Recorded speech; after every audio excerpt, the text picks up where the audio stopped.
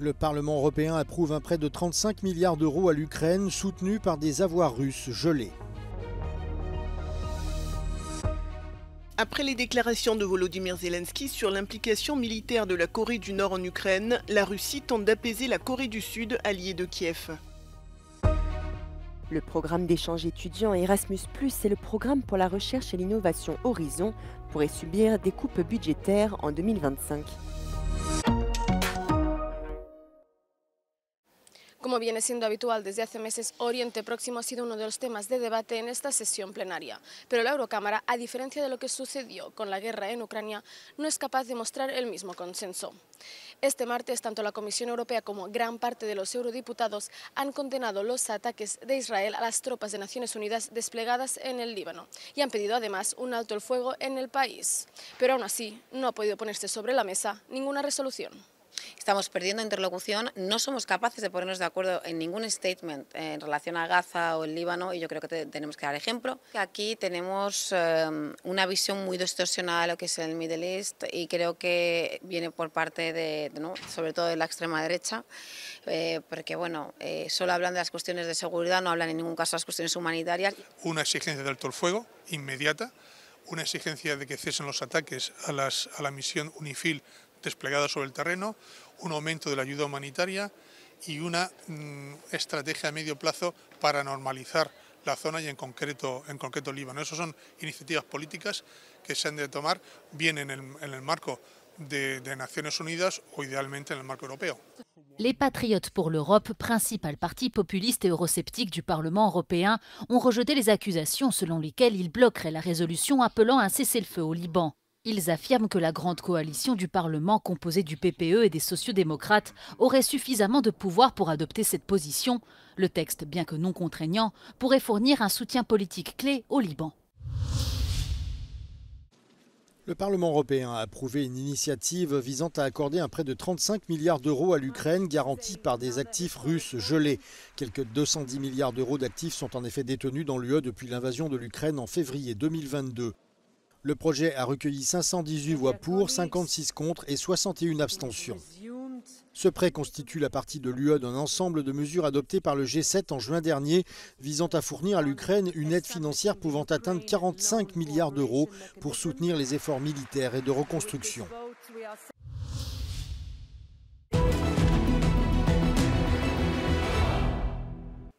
Russia appears to be trying to reduce tensions with South Korea following reports of intensified North Korea cooperation, including the intelligence warnings that North Korean troops have been deployed to Russia for training. What do we know?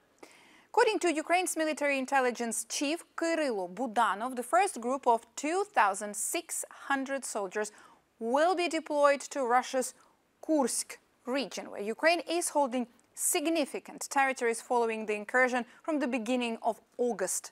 Ukrainian forces recently advanced on the western side of the Ukrainian salient in Kursk region amid continued fighting within and west of the salient. Budanov said that close to 11,000 North Korean troops are in Russia and will be ready to fight in Ukraine by the 1st of November. According to South Korean intelligence, North Korea has sent 1,500 soldiers to Russia for training, describing the move as the first step in the secretive state's military involvement in Moscow's war against Ukraine. Kremlin spokesperson Dmitry Peskov claimed that Russia-North Korea cooperation, quote, should not cause concern to other states, and that information about the alleged presence of North Korean troops in Russia may be, quote, contradictory. The Kremlin's attempts to assure South Korea that its cooperation with North Korea is not a threat to Seoul suggest that Moscow remains very concerned about the prospect of Seoul's potential pivot towards providing Ukraine with necessary military support, given that South Korea is one of the top 10 arms exporters in the world.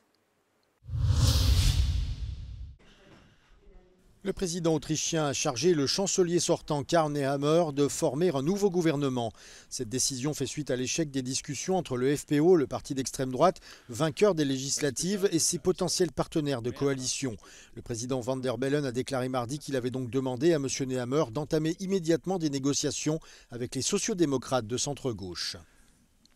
Meine Damen und Herren, es geht nun darum, auf anderem Weg, so rasch wie machbar, eine handlungsfähige, stabile, integre Bundesregierung zustande zu bringen.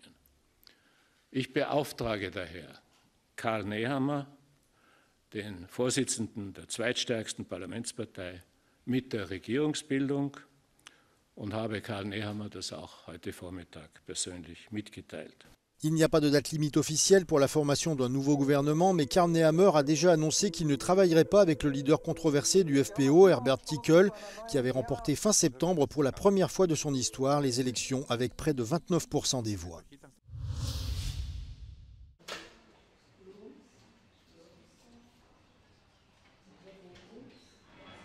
Le programme d'échange étudiants Erasmus+ et le programme pour la recherche et l'innovation Horizon Europe pourraient subir des coupes budgétaires en 2025. Le Conseil de l'UE, qui représente les gouvernements nationaux, a proposé une baisse de 295 millions d'euros pour Erasmus+. Aujourd'hui ambassadrice Erasmus+, Maeva a étudié un semestre en Colombie grâce à une bourse mensuelle de 800 euros. Selon elle, une baisse de financement risque de barrer la route à certains étudiants qui souhaiteraient partir en échange et de rendre le processus de sélection plus compétitif. Je trouve ça vraiment regrettable parce que pour moi l'Erasmus c'est vraiment symbole de coopération, de découverte culturelle et vraiment d'entraide entre des gens de différentes nationalités. Et moi sans Erasmus+, j'aurais jamais été capable de me payer mon échange et de découvrir tout ce que j'ai découvert pendant ces mois d'échange universitaire. Le Conseil de l'UE propose également d'allouer 400 millions d'euros de moins que ce qui était initialement prévu par la Commission européenne au programme pour la recherche et l'innovation Horizon.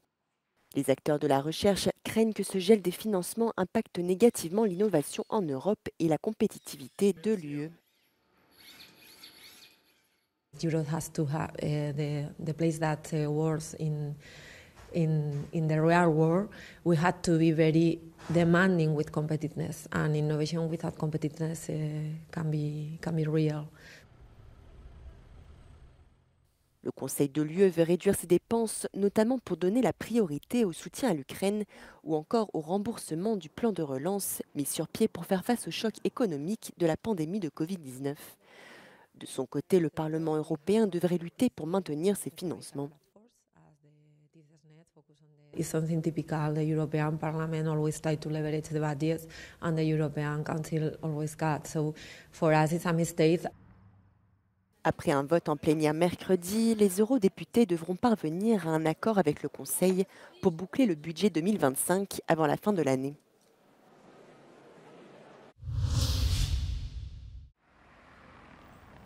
Située dans un quartier résidentiel du centre-ville de Berlin, cette statue est au centre d'une polémique internationale. Elle commémore les milliers de femmes et de filles originaires de 14 pays et surtout de Corée du Sud qui ont été violées par des soldats japonais pendant la Seconde Guerre mondiale.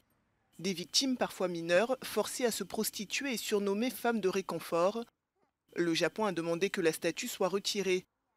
L'ONG coréenne locale à l'origine du mémorial, baptisée Statue de la Paix, a menacé de poursuivre les autorités locales en justice si la statue était retirée. L'ONG affirme qu'il ne s'agit pas seulement de défendre les droits des femmes coréennes, son combat serait bien plus global. In the history, I think every woman can imagine what can be happened in the wartime if you are not protected. And the soldiers are coming and raping you. So every woman can identify with the state of peace. Dans les années 30 et jusqu'à 1945, environ 200 000 femmes et filles de différentes nationalités ont servi d'esclaves sexuels à l'armée japonaise. Et depuis, ce dossier envenime les relations entre le Japon et la Corée du Sud, d'où sont originaires la majorité des victimes. Certaines d'entre elles, qui étaient très jeunes à l'époque, sont encore en vie. Et ce sujet tabou, longtemps resté caché, a été porté à l'attention du public en 1991 avec le témoignage d'une des victimes. Son action a encouragé des centaines d'autres victimes à travers le monde, notamment en Chine, aux Philippines et aux Pays-Bas à faire de même. En novembre 2023, la justice coréenne a condamné le Japon à indemniser 16 victimes. Le tribunal de Séoul a ordonné qu'environ 141 000 € soient versés à chacune des plaignantes. Tokyo, qui a toujours refusé de comparaître devant la justice coréenne, nie être directement responsable de ces abus sexuels. Selon le Japon, les victimes ont été recrutées par des civils et les maisons de prostitution militaire étaient exploitées commercialement. La statue de la paix a été inaugurée en 2020 à Berlin. Une dizaine d'autres ont été installées à travers le monde. La dernière date de juin dernier dans la région de Sardaigne en Italie. Face aux pressions exercées par le Japon pour la faire retirer à Berlin, les autorités locales avaient ordonné son retrait pour la fin du mois de septembre. Le Japon aurait même menacé de mettre fin à la relation de ville jumelle entre Berlin et Tokyo. Both partners should be treated quite equally. And so far this case of the Comfort Woman statue in Berlin lacks a bit of that cautious and balanced approach. A source with the Foreign Office told Euronews that freedom of opinion and of the arts are fundamental to Germany's constitution. However, they said that what happens with the statue is up to the district, and the Foreign Office cannot provide instructions on the subject. Interrogée par Euronews, l'ambassade du Japon affirme que la statue servirait de symbole pour accuser le Japon et que le mémorial avait provoqué des troubles à Berlin. Mais tout comme le maire de la capitale allemande, l'ambassade a également qualifié la décision de la retirer d'unilatérale. Une pétition en faveur du maintien de la statue a déjà recueilli plus de 3000 signatures. It's not only our wish. The many people who are living in this area, they want to keep the Statue of Peace.